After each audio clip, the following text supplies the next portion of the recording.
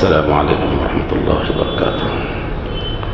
الحمد لله رب العالمين والعاقبة للمتقين والصلاة والسلام على سيد الأنبياء والمرسلين. أما بعد، فقد قال الله عز وجل: أعوذ بالله من الشيطان الرجيم، بسم الله الرحمن الرحيم. وإذ قال لقمان لابنه وهو يعظه يا بني لا تشرك بالله إن الشرك لظلم عظيم. آمنت بالله صدق الله العظيم. اللهم صل على سيدنا محمد وعلى آل سيدنا محمد وبارك وسلم. اللهم صل على سيدنا محمد وعلى آل سيدنا محمد وبارك وسلم. اللهم صل على سيدنا محمد وعلى آل سيدنا محمد وبارك وسلم.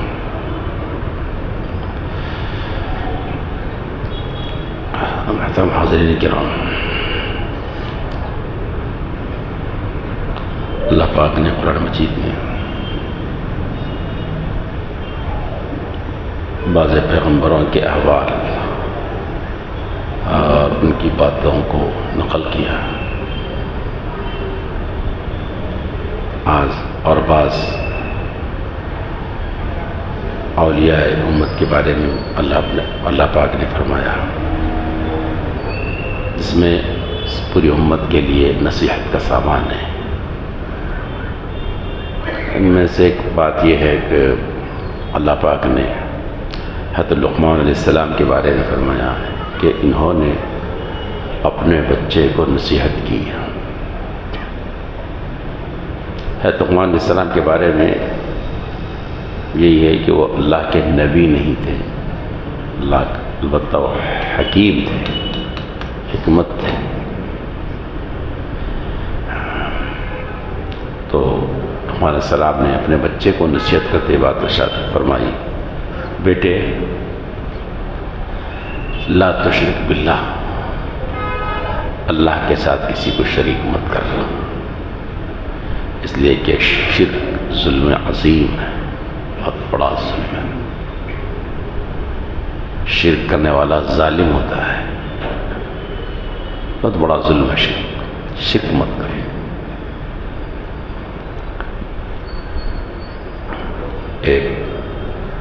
پھر ایک نصیحت اپنے عقیدے کے بارے میں، عقیدے کی تصحیح کی اپنے بچے کی، دیکھو بیٹا شرک نہیں کرنا۔ پھر اعمال کے اعتبار سے نصیحت کرتے بچے کو فرمایا، بچے کو نصیحت کی، یا بنی اقیم الصلاۃ، میرے بچے نماز قائم کر، نماز پڑھنا الگ ہے، نماز قائم کرنا الگ ہے۔ جمعہ کو نماز پڑھ لے تو بھی نماز پڑھنے والا ہے، عیدین کو نماز پڑھے تو بھی نماز پڑھنے والا ہے، لیکن قیام نماز کو قائم کرنے کا مطلب ہے کہ تمام فرائض کو، فجر بھی، ظہر بھی، عصر بھی، مغرب بھی، عشاء بھی، ہر حال میں پڑھے۔ شادی ہو تب بھی، موتا ہو تب بھی، سفر میں ہو تب بھی، حضر میں ہو تب بھی نماز، اس کو بولتے ہیں قیام نماز۔ نماز کے قیام کا مطالبہ کیا گیا، یاد رکھیے آپ اس بات، جب موقع ملے پڑھ لے، نہیں اس کو نماز کا قیام نہیں بولتے۔ اس کو بیٹے نماز قائم کرو، وہ امر بالمعروف، اور بیٹے اچھائیوں کو حکم دو، وانہی عن المنکر، اور برائیوں سے روکو بیٹے لوگوں کو۔ اچھائی کا حکم کرو، برائیوں سے روکو۔ واصبر علی ما اصابک، راستے میں کوئی تکلیفیں آئیں گی تم کو، کام کرتے ہوئے، امر بالمعروف اور نہی عن المنکر کرتے ہوئے۔ نماز کے قیام کے سلسلے میں بھی تکلیفیں ہوں گی تم کو، دیکھو اس راہ میں، اس راستے میں جو مصیبتیں آئیں گی اس پر صبر کرو تم، یہ بڑی ہمت والوں کا کام ہے۔ ان ذلک من عزم الامور۔ پھر فرمایا دیکھو اور ایک بات، اخلاق کی سطح پر ایک بات یاد رکھو، ولا تصعر خدک للناس، لوگوں سے منہ پھیر مت لو، منہ مت پھیرو لوگوں سے، رخ پھیر کر مت بات کرو۔ منہ پھلا دو مت.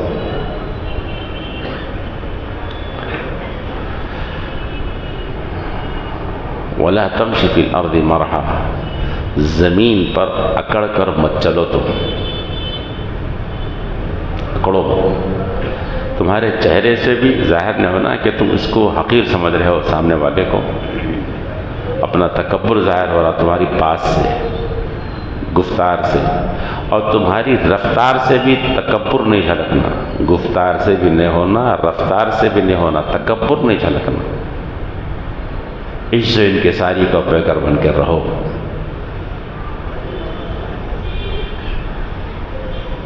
بات چیت میں اکڑ نہیں. میں کون ہوں، ہم کون ہیں، معلوم ہے میں کون ہوں، نہیں، یہ باتیں نہیں. ارے چلو تم اپنے اوقات میں رہو، نئے ایسی باتیں نہیں کرو. اللہ کو سخت ناپسندیدہ ہے.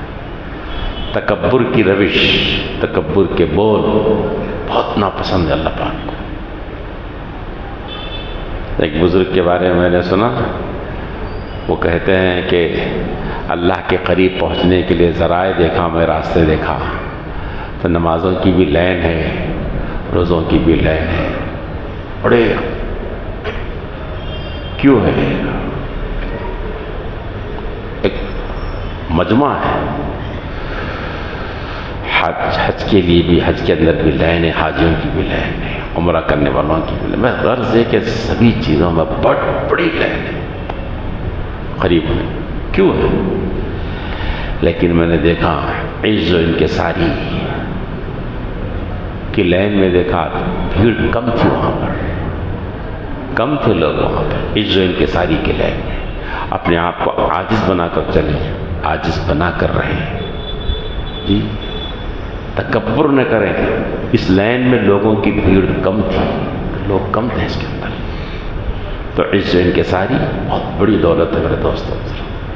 کچھ بھی کر لو لیکن عز و انکساری کو مت چھوڑو. نیکیاں کتنی بھی کر لو، دولت کتنی بھی کما لو، لیکن دیکھو بڑے بول مت بولو، بڑے بول مت کرو.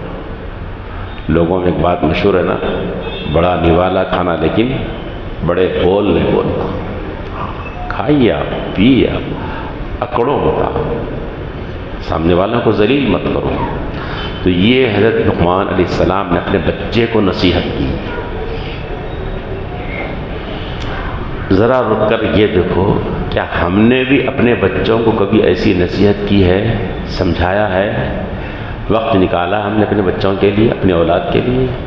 بیٹے ایسا کرنا، بیٹے ایسا کرنا، بیٹے ایسا کرنا، بیٹے یہ نہیں کرنا، بیٹے یہ کرنا، یہ غلط ہے بیٹے، یہ صحیح ہے بیٹے. ایسا کبھی ہم نے وقت نکالا اپنے اولاد کے لیے؟ سمجھاتے ہیں بچوں کو، بولتے ہیں آخرت کی باتیں، بتاتے ہیں ان کو قبر و حشر کی باتیں، سچائی کی باتیں ان کو بتاتے ہیں بچوں. ٹائم نکالتے ہیں ہمارے پاس ہے، ٹائم کچھ وقت ہے. یہ جو ہے تو لقمان اپنے بچے کو نصیحت کر رہے ہیں، بیٹے دیکھو ایسا کرو، بیٹے ایسا کرو، ایسا نہیں کرنا بیٹے، ایسا نہیں کرنا بیٹے، سمجھا رہے ہیں.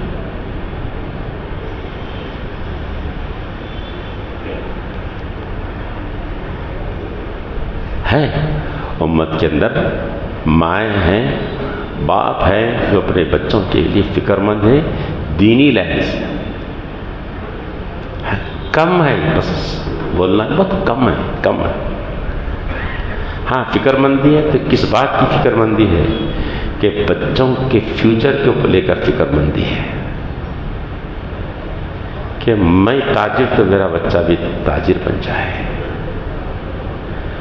میں ایک فیکٹری کا مالک تو میرا بچہ 2 فیکٹریوں کا مالک بن جائے. میں ایک محل کا مالک تو میرا بچہ 2 محل کا مالک بن جائے.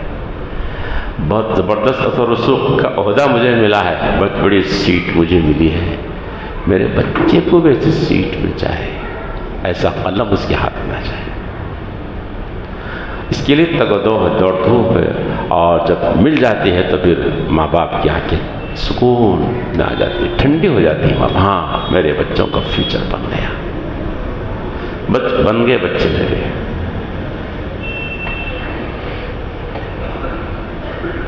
یہ نبیوں کا طریقہ نہیں ہے، یا اولیاء کا طریقہ نہیں ہے، صحابہ کا طریقہ نہیں ہے، یہ طریقہ۔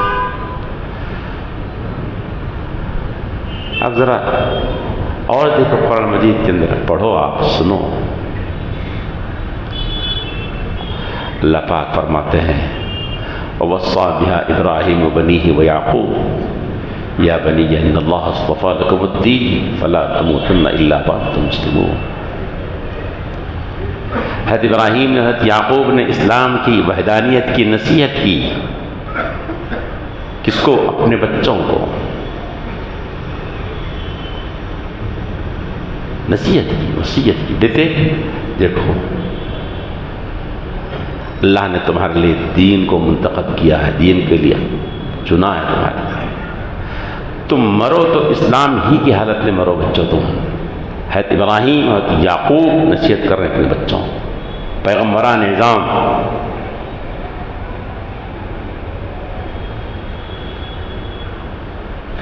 پھر آگے اللہ پاک فرماتے ہیں ام کنتم شہداء اذ حضر یعقوب الموت، کیا تم لوگ موجود تھے اس وقت میں جب حضرت یعقوب علیہ السلام اللہ کے نبی پر موت آئی تھی، موت کا وقت آ گیا تھا، تم تھے اس وقت؟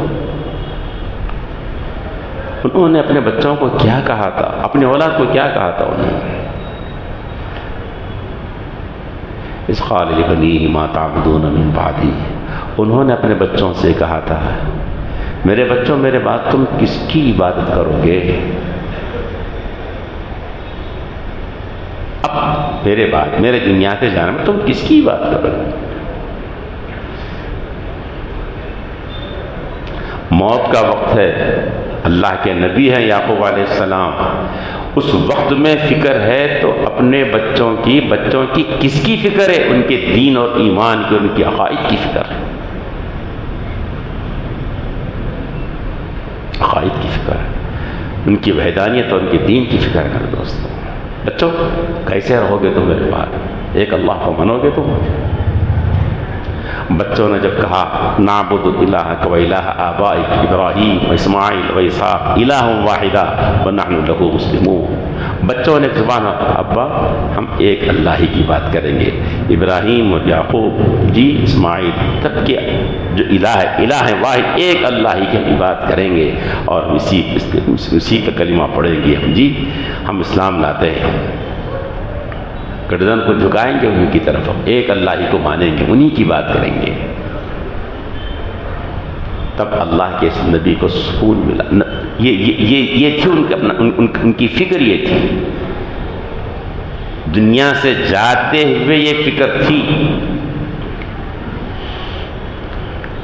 اور دیکھو پیغمبران نظام کو جب اولاد کے لیے دعائیں بھی مانگتے تھے تو دعائیں اسی لین کی دعا مانگتے تھے، اللہ مجھے اولاد دیجیے لیکن بچہ نیک ہو، صالح ہو، نیک لڑکا مجھے عطا فرمائیے۔ جی سیدنا ابراہیم علیہ السلام کی دعا کو آپ نے سنا ہے نا، آپ نے کیا مانگا دعا میں؟ ربی حب لی من الصالحین، اے اللہ مجھے نیک لڑکا عطا فرما۔ دعا کر رہے ہیں، دعا، بچہ نہیں ہوا لیکن بچے کی مانگ رہے ہیں، اولاد کی دعا مانگ رہے ہیں، مگر کیسے بچے کی؟ نیک بچے کی دعا۔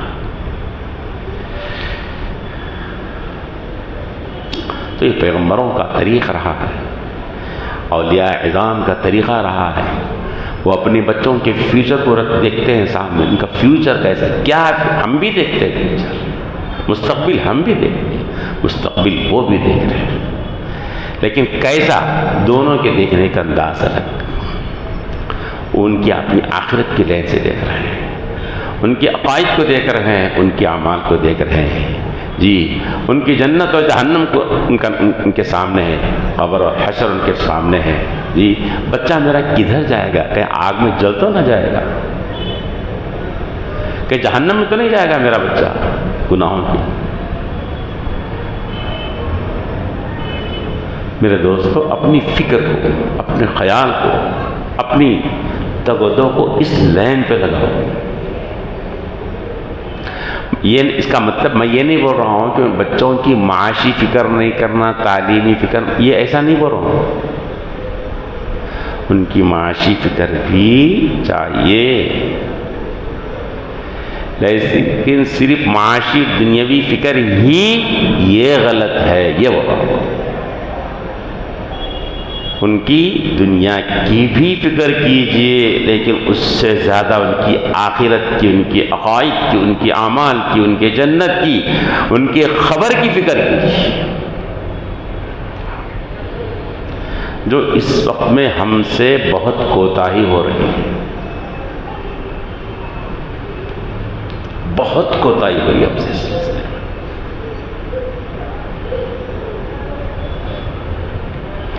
بچے بڑے ہو گئے لیکن ان بچوں کو کلمہ طیبہ پڑھنا نہیں آتا۔ میں نے گزشتہ کہا نا آپ کے بعد، نماز پڑھنے کو جو اکا دکا آ رہے ہیں ان کو بھی کلمہ طیبہ پڑھنے نہیں آتا۔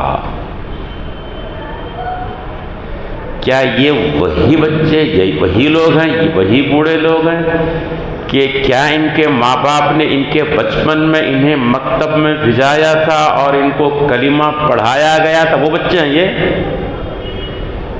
یہ جو بوڑھے لوگوں کو جو کلمہ پڑھنا نہیں آ رہا اور جن کو دعائے قنوت نہیں آتی، جن کو قرآن شریف پڑھنا نہیں آتا، کیا وہ ہے کہ ان کے ماں باپ نے ان کو مکتب میں بھیجایا تھا، پڑھایا تھا؟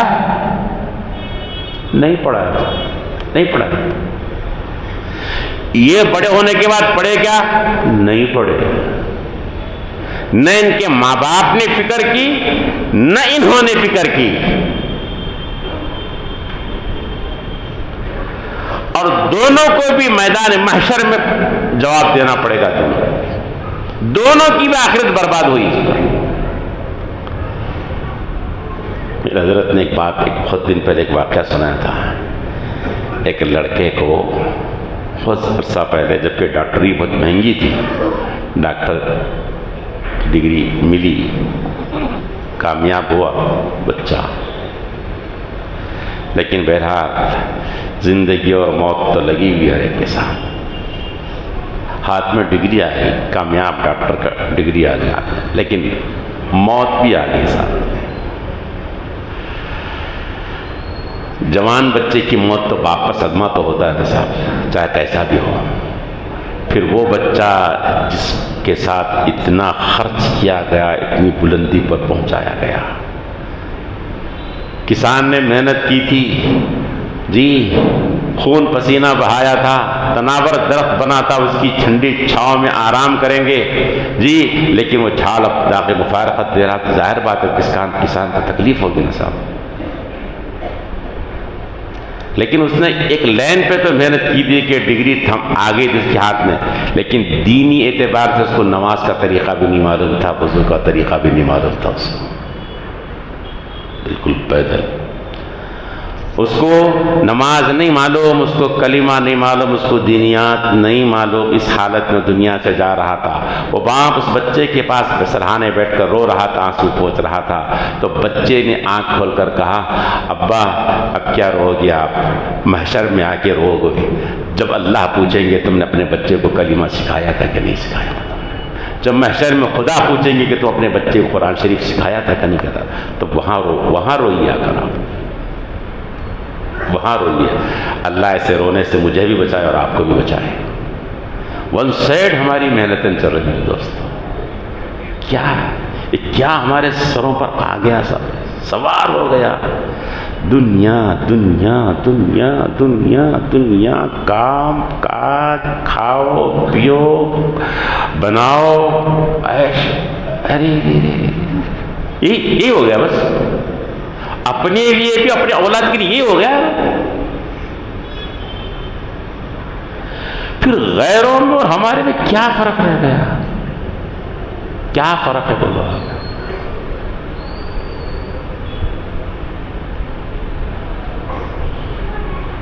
میں نے بچپن میں ایک واقعہ دیکھا تھا، ہمارے گاؤں میں جنازہ رکھا ہوا تھا بوڑھے کا، بوڑھے آدمی کا، مجھے یاد ہے وہ صاحب 40 سال پرانا واقعہ، 8-10 سال کے تھے ہم، اندر سے دلی جا رہا تھا مسجد میں، ان کا لڑکا بیٹھا، بڑا آدمی، ارے آپ آتے نہیں، میں بچہ تھا، مدرسے سے آیا ہوا تھا، چھٹیاں تھے، ارے آپ آتے نہیں کیا؟ نہیں یہ میرا اپنا دیکھا ہوا نہیں تم جاؤ بیٹا تم پڑھ لو. مجھے تعجب ہوا کہ باپ کا جنازہ ہے یار، بیٹا بڑا بچے، بیٹا وہ تو 8-10 سال کا نہیں بچے والا ہے. میں ان کو بولا آپ آتے نہیں بیٹا تم جاؤ. مجھے بعد میں تعجب ہوا پوجا آپ کہیں کو نہیں آئے؟ نہیں طہارت نہیں ہے، طہارت نہیں ہے.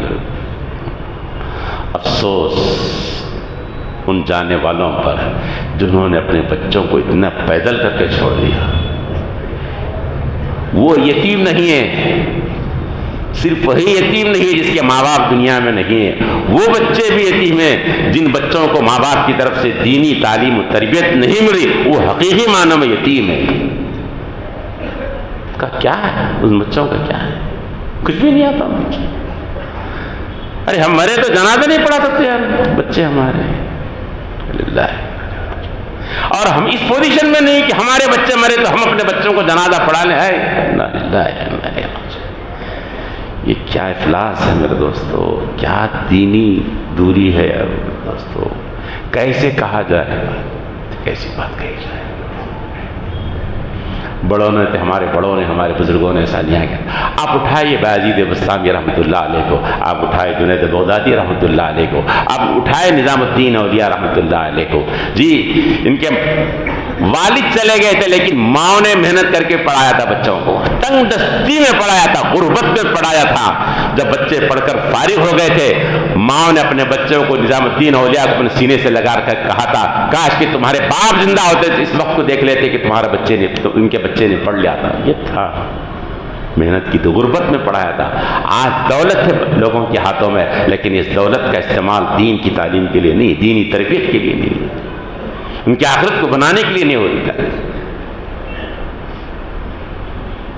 بہت بڑی غلطی کرے میرے دوستوں، بہت بڑی غلطی کر رہے ہیں. خدا را توبہ کیجیے، اس سے باز آ جائیے. اس سے اپنے بچوں کو عقائد سکھلائیے، اپنے بچوں کو قرآن مجید سکھلائیے، اپنے بچوں کو اللہ اس کے رسول سکھلائیے. تیمم اور وضو کا طریقہ بدلائیے اپنے بچوں کو، جنازے کا طریقہ بدلائیے، سکھلائیے اپنے بچوں کو. حضرت عمر صاحب پانپور رحمۃ اللہ علیہ کا واقعہ میں نے پڑھا تھا کچھ عرصہ پہلے کتاب میں. وہ فرماتے تھے کہ میں بچہ تھا، لائٹ کا دور نہیں تھا، چراغ تھا. امی بلاتے تھے مجھے، میں بھاگتا تھا، امی بلاتے تھے، کتاب کھولتے تھے، بیٹے یوسف علیہ السلام کا قصہ پڑھو.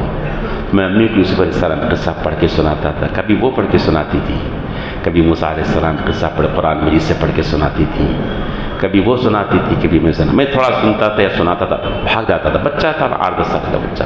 پھر بلاتی ادھر پکڑ کے بلاتی، پھر بٹھاتی، بٹھا کے بیٹے بولو جی، انبیاء کا قصہ سناتی اور ان سے پڑھواتی. ایک چراغ ہے، ایک ماں ہے اپنے بچوں کو پڑھا رہی ہے، سکھا رہی ہے. پھر حضرت نے فرمایا تھا کہ میری امی نے ایک مرتبہ کہا بیٹے آج یہ وقت ہے کہ چراغ کے اجالے میں اندھیرے گھر کے اندر میں تم کو سنا رہی ہوں پیغمبروں کے قصے، تم مجھے پڑھ کر سنا رہے ہو. خدا کرے کہ وہ وقت آئے لاکھوں کا مجموعہ ہو اور تم لوگوں کو یہ پیغمبروں کے واقعہ سنا رہے ہو، وہ دن آئے تمہارے اوپر.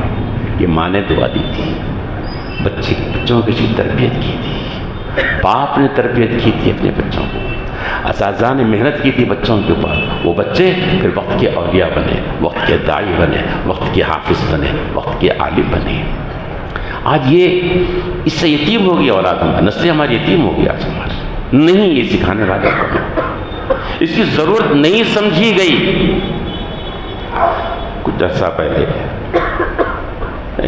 دو مہینے پہلے ہمارے مدرسے میں ایک چھوٹا 7-8 سال کا بچہ نماز پڑھ رہا تھا. میں پیچھے سے اس کو ہاتھ صحیح نہیں بندھا تھا، ہاتھ باندھنے کا طریقہ اسے بتایا ہاتھ کیسے باندھنا. وہ بچے کو باندھا تھا. ایک دم مجھے 35 سال پرانی، 40 سال پہلے پر جب میں مدرسے میں پڑھتا تھا، میرے استاد محبوب نگر حافظ سید یوسف صاحب رحمۃ اللہ علیہ نے پیچھے سے آ کر، میں ہاتھ صحیح نہیں باندھا تھا تو مجھے ہاتھ باندھنے کا طریقہ بتایا تھا.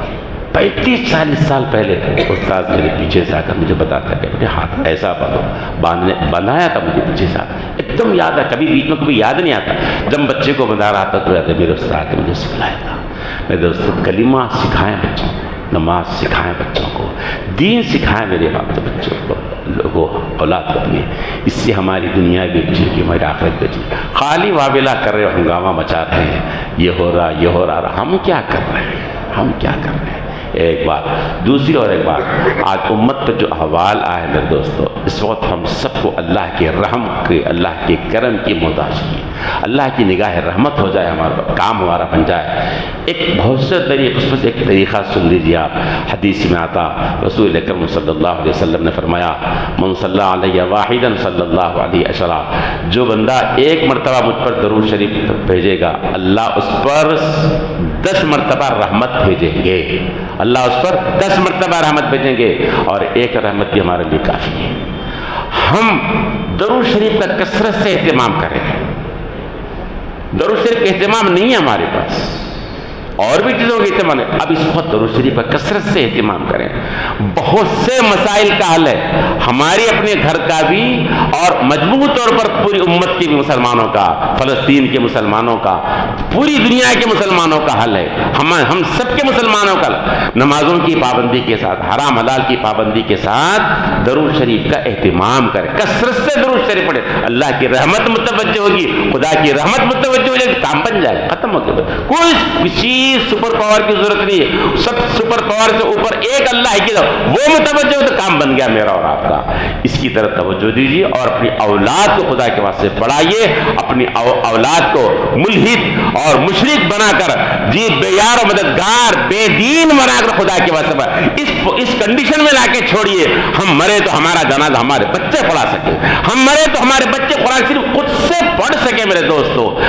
ہم جائیں تو ہمارے بچے دین کا کچھ کام کر سکے میرے دوستو. ایسا بن کے، ایسا کرتے دنیا سے جائیں. اللہ مجھے بھی توفیق دے اور آپ کو بھی. ربنا تقبل منا انک انت السمیع العلیم وتب علینا انک انت التواب الرحیم.